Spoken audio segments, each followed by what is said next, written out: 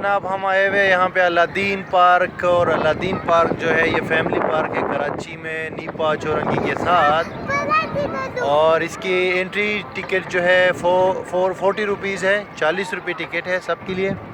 और इसमें बहुत सारे जो है ना वो एंटरटेनमेंट एक्टिविटीज़ है, आप देख सकते हैं। इसमें झूले वगैरह है और बहुत सारी राइड्स हैं बच्चों के लिए। लेकिन मैं रेकमेंड करूँगा कि आप 5 बजे के बाद आए, 5 बजे से पहले ना आए, उससे पहले गर्मी होती है। और उसमें किस्म किस्म के यहाँ पे आपको सवारियाँ मिलेंगी और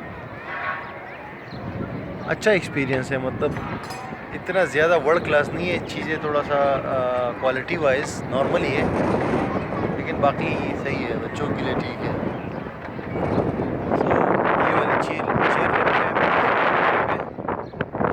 चेयर लिफ्ट जो है ये 6 बजे से स्टार्ट होती है और इसकी 150 रुपये फीस है पर पर्सन।